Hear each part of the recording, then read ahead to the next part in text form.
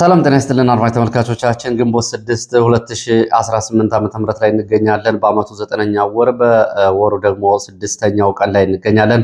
የዕለተ ሐሙስ አጫጭር የግንባር መረጃዎችን ወደ እናንተ አደርሳለሁ። እየተከታተላችሁ አብራችሁ እንድትቆዩ ነው በአክብሮት የምጋብዛችሁ።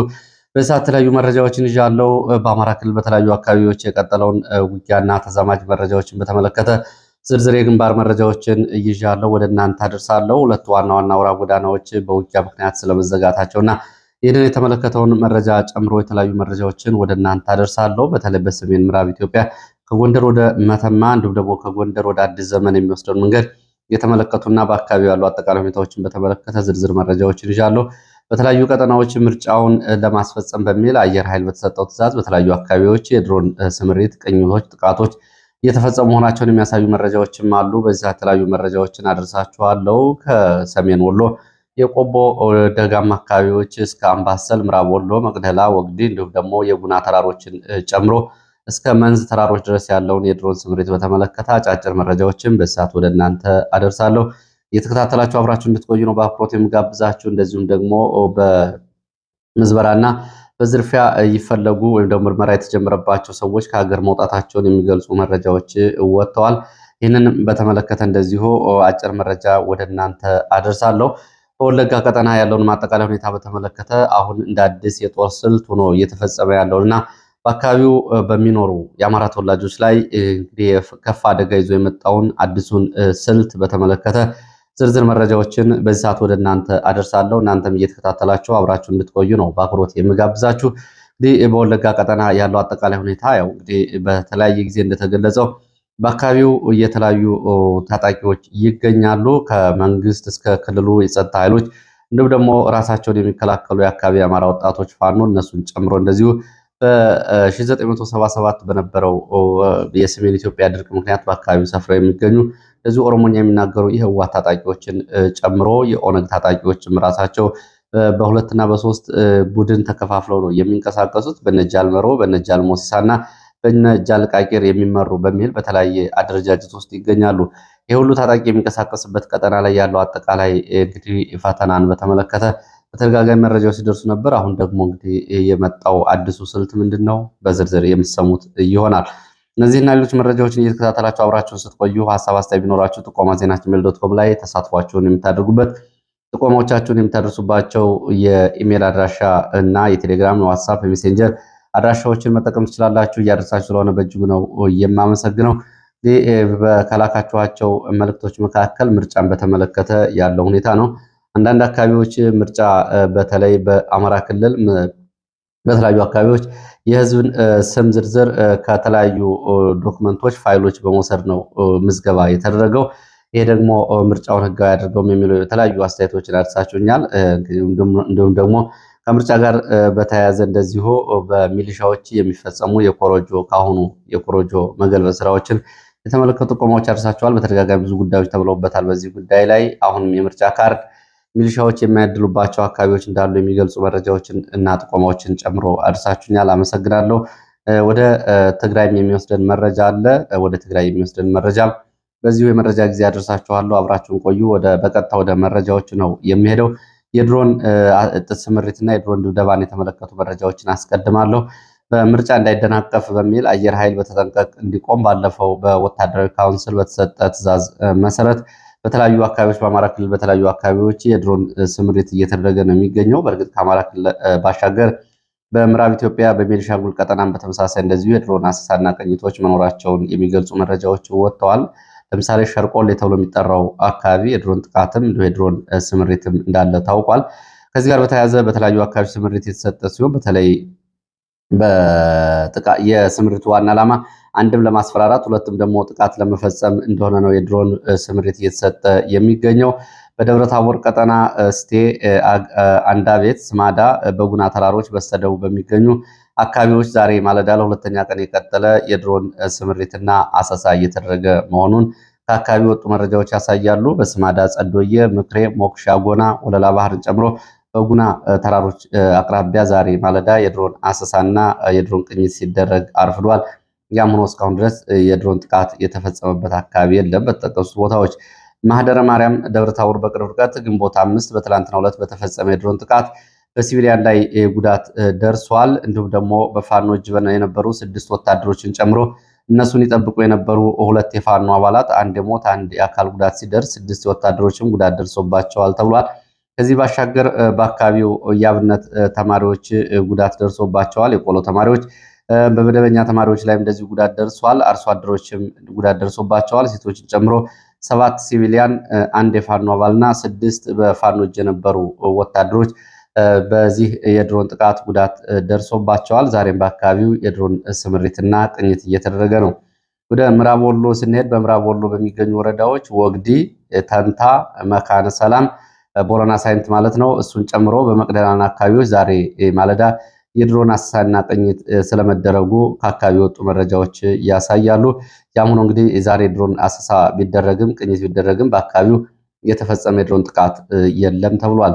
በሸዋ ቀጠና በመንዝ ይፋት፣ አንኮበር ቆላማ አካባቢዎችን ጨምሮ በመንዝ ደጋማ ቦታዎች እስከ ክምር ድንጋይ ድረስ እንደዚሁ ዛሬ እና ትላንትና መሻሹን የድሮን ቅኝቶች እንደነበሩ የወጡ መረጃዎች ይገልጻሉ። ሰሲት፣ መሃላምባ፣ በጋው፣ ጭምብሬ፣ ቦዛ፣ መዘዞ፣ ሰላ ድንጋይን ጨምሮ በተለያዩ አካባቢዎች የድሮን አሰሳና ቅኝቶች እየተደረጉ ነው የሚገኙት። እንግዲህ በይፋትና በመንዝ አካባቢዎችን ጨምሮ እስከ አንኮበር ድረስ እስካሁን ግን የድሮን ጥቃት ስለመፈጸሙ የወጡ መረጃዎች የሉም። ሰሜን ወሎ ራያ ቆቦ ተኩልሽና አካባቢው እስከ ቀዩ ጋሪያ ድረስ ዛሬ ወልዲያ ዙሪያ ድረስ እንደዚሁ የድሮን ቅኝቶች ስለመደረጋቸው የሚገልጹ መረጃዎች ወጥተዋል። አምባሰል ተራሮች ድረስም በተመሳሳይ የድሮን ስምሪትና ቅኝቶች ነበሩ ተብሏል። ዛሬ ማለዳ በአምባሰል ሰሞኑን ለ4 ቀናት የነበረው ጦርነት ዛሬ ቆም ብሏል። በአካባቢው የነበረው የከባድ መሳሪያ ድብደባ ቆሟል። ይህ በእንዲህ እንዳለ ግን በዚሁ በሰሜን ወሎ ራያ ቆቦ አካባቢ ዛሬ ከማለዳ ጀምሮ የከባድ መሳሪያ ድብደባ መቀጠሉን የመረጃ ምንጮች ገልጸዋል።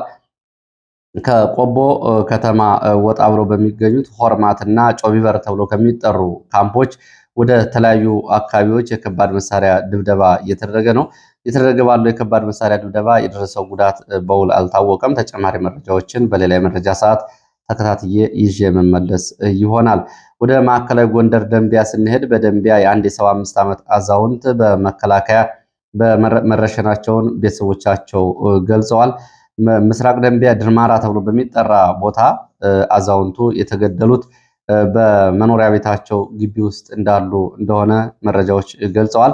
አዛውንቱ አንድ ልጃቸው እና አንድ የልጅ ልጃቸው ፋኖ ሆነው ባለፈው ዓመት በነበረው ውጊያ ስለመሰዋታቸው ይህንን ቂም የቋጠሩ ወታደሮች በአካባቢው ከዘመቻ ሲመለሱ አዛውንቱን በመኖሪያ ቤታቸው ገድለዋቸዋል የተባለው ይሄ ግልጽ የሆነ የጦር ወንጀል ነው። የሀገር ሽማግሌ አዛውንቱ አስማረ አያሌው ይባላሉ። የ75 ዓመት አዛውንት ነበሩ።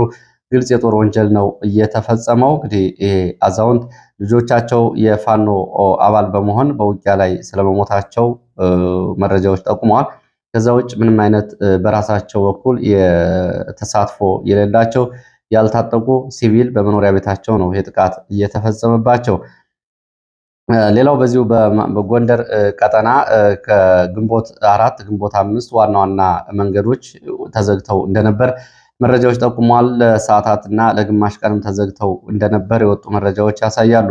አንደኛው መንገድ ከአዲስ ዘመን ወደ ጎንደር የሚወስደው ከደብረ ታቦርና ከባህር ዳር ወደ ጎንደር የሚወስደው ዋናው መንገድ ሲሆን ሁለተኛው ደግሞ ኢትዮጵያን ከሱዳን የሚያገናኘው ከጎንደር ወደ ሱዳን መተማ የሚወስደው ዋና መንገድ ናቸው። ለሰዓታትና ለግማሽ ቀን ተዘግተው የነበሩት ይሄ ምክንያቱ አንደኛው ምዕራብ ጎንደር አዳኝ ሀገር ጫቆ ተብሎ በሚጠራ ቦታ በነበረ ውጊያ እንደነበር ከመተማ ጎንደር ያለው መንገድ የተዘጋው መረጃዎች ገልጸዋል። ነጋዴ ባህር ተብላ የምትጠራ ቦታ ላይ ለሰዓታት የቆየ ውጊያ እና ድንገተኛ ጥቃት ተፈጽሟል። ፋኖ ወደ ከተማ ዘልቆ በፈጸመው ጥቃት ምክንያት በአካባቢው ጉዳት ደርሷል። ከዚህ ባሻገር መንገዱም ለግማሽ ቀን ተዘግቶ እንደነበር የወጡ መረጃዎች ያሳያሉ። በዚህ ምክንያት ከመተማ ሱዳን ጎንደር ያለው መንገድ ተዘግቶ ነበር። በዚህ ውጊያ ፋኖ ድል መቀዳጀቱን እንደዚሁ በውሎ የውጊያ አውደ ውጊያ መረጃዎቹ ይህንን ይፋ አድርጓል። እንደ ፋኖ መረጃ ከሆነ በዚህ ከተማ በነበረው ውጊያ 19 ክላሽንኮቭ ከ5000 በላይ የነፍስ ወከፍና የቡድን መሳሪያ ተተኳሾች ከ34 በላይ ሚሊሻና ወታደሮች ሙትና ቁስለኛ መሆናቸውን በአውደ ውጊያ የመረጃ ሪፖርቱ ይፋ አድርጓል። ይህ ምዕራብ ጎንደር አዳኝ ሀገር ጫቆ ተብሎ የሚጠራው አካባቢ ነው። በተመሳሳይ በኢትዮጵያና ሱዳን ድንበር አካባቢ መተማ ወረዳ በመተማ ጠረፋማ አካባቢዎች ለምርጫ ቅስቀሳ በነበሩ የአካባቢ ባለስልጣናትና ሚሊሻዎች ላይ ፋኖ ድንገተኛ ጥቃት በመክፈት በአካባቢውን ለቀው እንዲወጡ ማድረጉን መረጃዎች ገልጸዋል። የፋኖ የመረጃ ምንጮች እንደሚገልጹት በመተማ ወረዳ መንደር 1፣ መንደር 2፣ መንደር 3፣ መንደር 4 ተብለው በሚጠሩ አካባቢዎች ለምርጫ ቅስቀሳ እንዲሁም ደግሞ በአካባቢው ለፖለቲካና ወታደራዊ ስምሪት ላይ የነበሩ ሚሊሻ የአካባቢ ብልጽግና ባለስልጣናት ላይ ፋኖ ድንገተኛ ጥቃት በመክፈት ከአካባቢውን ለቀው እንዲወጡ ሲያደርግ አካባቢውን መልሶ ፋኖ መቆጣጠሩን የመረጃ ምንጮቹ ገልጸዋል። የደረሰው ጉዳት በዝርዝር አልታወቀም። ሌላው መንገድ እንግዲህ ይህንን ከላይ ያለውን የመተማና የሱዳን መንገድ ባሻገር መንገድ ተዘግቶ የነበረው እንደዚሁ ለሰዓታት የቆየ ከባድ ውጊያ በተደረገበት የሊቦ ከምከምና ጎንደር ዙሪያ ወረዳ የተደረገውን ውጊያ ተከትሎ ነው። በአዲስ ዘመን ወደ ጎንደር የነበረው መንገድም ግንቦት 5 ትናንትና ለተወሰነ ሰዓት ተዘግቶ ነበር። መንገድ የተዘጋው ሊቦ ከምከም ወረዳ ከጣራ ገዳም ወጣ ብሎ አርኖ ጋር ነው ተብሎ የሚጠራው አካባቢ እስከ ጎንደር ዙሪያ ወረዳ ሳባህ ቀበሌ ድረስ በነበረው ውጊያ ነው። በዚህ ምክንያት ከአዲስ ዘመን ወደ ጎንደር ከጎንደር ወደ አዲስ ዘመን የነበረው የትራንስፖርት እንቅስቃሴ ቆሞ ነበር። ለተወሰነ ጊዜ መንገድ ተዘግቶ ነበር ያሉት የመረጃ ምንጮች ከአርኖ ጋርኖ እስከ ሳባህ ድረስ በነበረው ውጊያ የደረሰ ሰብአዊ፣ ቁሳዊ፣ ወታደራዊ ኪሳራ በዝርዝር አልታወቀም። በአካባቢዎቹ ግን በዲሽቃ በዙ 23 እና በሞርተር የታገዙ ውጊያዎች ስለመደረጋቸው የመረጃ ምንጮች ገልጸዋል። ሌላው ወደ ጋይንት ቀጠና የሚወስድ መረጃ ነው። በጋይንት ቀጠና ባለፈው የገብርዬ ክፍለ ጦር አዛዥ ለመንግስት እጅ ሲሰጥ ይዞት ገብቷል ተብሎ የነበረ የቡድን መሳሪያ እንደገና በፋኖ እጅ መግባቱን የፋኖ የመረጃ ምንጮች ገልጸዋል። በዚህ ቀጠና ሁኔታውን በተመለከተ የመረጃ ምንጮቹ ይህንን ይላሉ። እጅ ሰጪዎች እጅ የነበረ የቡድን መሳሪያ ማስመለሱን ነው ፋኖ የገለጸው። የገብርዬ ፊታውራሪ ገብርዬ ክፍለ ጦር የቀድሞ አዛዡ እጅ ሲሰጥ አብሮ ይዞት የነበረው የቡድን መሳሪያ በጥቆማ በፋኖ እጅ ተመልሶ ገብቷል። እጅ የሰጡ የፋኖ አመራሮች ከደበቁበት ቦታ ላይ ነው እንግዲህ ሌሎች የፋኖ አባላት ዛሬ መሳሪያውን አግኝተው ወደ እጃቸው የመለሱት። በወቅቱ ወደ መንግስት ገብቷል የሚል ሪፖርት ቢመጣም ዘጌት ብለው መሳሪያው ተደብቋል በሚል በመጣ ጥቆማ መሳሪያው ከተደበቀበትና ተቆፍሮ ከተቀበረበት በማውጣት መሳሪያው ወደ ፋኖ ተመልሶ ገብቷል። ይህ እንግዲህ ቀድሞ ፊታውራሪ ገብርዬ ክፍለ ጦር መሪ እነ ፋኖ ከፍ ያለው ደሴ በውጊያ ላይ ከማረኳቸው የቡድን መሳሪያዎች መካከል አንዱ የነበረ መሳሪያ ነው። ዛሬ ተመልሶ እንግዲህ ወደ ክፍለ ጦሩ መግባቱን አሳውቀዋል። በራያ ቆቦ፣ ሆርማትና ጮይበር ተብሎ ከሚጠሩት አካባቢዎች ተጨማሪ የእግረኛ ወታደራዊ እንቅስቃሴ የተደረገ መሆኑን ዘጌት ብለው የወጡ መረጃዎች ያሳያሉ። የከባድ መሳሪያ ሽፋን ባሻገር የእግረኛ ስምሪት ወደ ደጋማውና እንዲሁም ደግሞ ወደ ቀዩ ጋሪ አካባቢ ስምሪቶች የተደረጉ መሆናቸውን መረጃዎች ገልጸዋል። ወደ ወለጋ የሚወስደን መረጃ ላስከትል። ወደ ወለጋ ስንሄድ በወለጋ አሁን ያለው አስከፊ ሁኔታ ተባብሶ ቀጥሏል። በቀጠናው በሚኖሩ የአማራ ተወላጆች የኢኮኖሚያዊና አዲስ የቅጣት ስልት ተግባራዊ እየተደረገ ነው። በዚህ ኢኮኖሚያዊ የቅጣት ስልት በሚል አዲሱ ስልት ዘመቻ ተከፍቶባቸዋል። ይህ ዘመቻ እስካሁን ድረስ የቆየ ቢሆንም አሁን ግን ተጠናክሮ ቀጥሏል። አርሶ አደሮች በአካባቢ የሚኖሩ አርሶ አደሮች ፈጽሞ ማዳበሪያ እንዳያገኙ ተደርገዋል። ምርጥ ዘር እንዳያገኙ ተደርገዋል። ይህ መደረጉ ብቻ ሳይሆን በሬ እንዳይጠምዱና እርሻ እንዳያርሱም ተደርጓል። እየተከለከሉ ነው። እርሻ የሚያርሱ ገበሬዎች እየተገደሉ ነው። ምግብ በማሳጣት እጅ ይሰጣሉ። በአካባቢው ለሚንቀሳቀሱት የአማራ ወጣቶች ድጋፍ የሚያደርጉት እነሱ ምርት ስላላቸው ነው። ስለዚህ እነሱ ምርቱን ቢያቆሙ እንግዲህ አሳን ከባህሩ ባህሩን ካሳው ለሚል ምንጩ ማድረግ በሚል አይነት ስልት ነው እየሆነ ያለው። በዚህ ጉዳይ እንግዲህ ለቀው ይሰደዳሉ በሚል ምክንያት ብዙ በአዲስ የረሃብ ጦርነት በቀጠናው እንደ ውጊያ ስልት ሆኖ ተግባራዊ እየተደረገ ነው። ገበያ እንዳይወጡ፣ ሕክምና እንዳያገኙ፣ ሸቀጦች ወደ አካባቢው እንዳይንቀሳቀሱ ተደርጓል። ከባለፈው ዳር ወር ጀምሮ የአማራው እህል እንዳይሸጥ በመጋዘኖች ውስጥ እህሉ እንዲበላሽ በማሳ ላይ እንዳይሰበሰብ ከማድረግ ባሻገር ለሚቀጥለው ዓመትም አሁንም አዝመራ እንዳያዘምር እየተደረገ ነው ያሉት። ይሄ የሆነው እንደ ትልቅ ወታደራዊ ዘመቻ ስልት ተይዞ ነው። ይህን የአካባቢው መከላከያ ስምሪት የወሰዱት አዛዦች ጭምር በሰጡት ትዕዛዝ ነው ከአካባቢ የብልጽግና ባለስልጣናት ጋር በመቀናጀት በዚህ መሰረት እንግዲህ በአንገር ጉትን ምርታማ በሚባሉ 27 ቀበሌዎች፣ ኪረሙ ወረዳ ምርታማ በሚባሉ 17 ቀበሌዎች፣ ጊዳ አያና ወረዳ በተመሳሳይ በሁሉም ቀበሌዎች ቤት ለቤት እየዞሩ መከላከያ በሬ እርሻና እያስፈቱ ነው የሚገኙት። ኪረሙ በተመሳሳይ 600 በላይ ሰዎች ታስረው ይገኛሉ። ከነዚህ ውስጥ ወደ 150 የሚጠጉት ወጣቶች ደግሞ ተመርጠው ወደ ጦላይ ወታደራዊ ማሰልጠኛ ተወስደዋል። እነዚህ እንግዲህ የታሰሩት ፋኖን ትደግፋላችሁ ወይም ደግሞ ወጣቶችን ትደግፋላችሁ በሚል ነው። ከነዚህ መካከል እንግዲህ ለግዳጅ ወታደራዊ ስልጠናም ታፍሰው እየተወሰዱ መኖራቸው ነው መረጃዎች የሚገልጹት። ዋናው ምክንያት አማራው ራሱን እየተከላከለ የቆየው ኢኮኖሚያዊ ጥንካሬ ስላለው ነው። ስለዚህ ከእርሻው ኢኮኖሚ በማላቀቅና እንዲሁም ደግሞ እንዲሰደድና እንዲራብ በማድረግ እጅስ እንዲሰጡ እናደርጋለን በሚል ነው ይሄ ስልት ዘመቻ እየተደረገ ያለው። ትኩረት የሚያስፈልገው ጉዳይ ነው። ወደ መቀሌ ስንሄድ በመቀሌ የትግራይ ብልጽግና ተወካይ የነበረው ጎይቶም በርሄ ትናንትና በቁጥጥር ስር ውሏል። ቀደም ብሎ የትግራይ ጊዜያዊ አስተዳደር ጽህፈት ቤት ኃላፊ ጸሐፊ የነበረው ዶክተር ገብሩ ካሳይ መታሰሩ ይታወቃል። የፕሬዝዳንት ታደሰ ወረደ የፕሬዝዳንት ጽህፈት ቤት ኃላፊ ነበረ።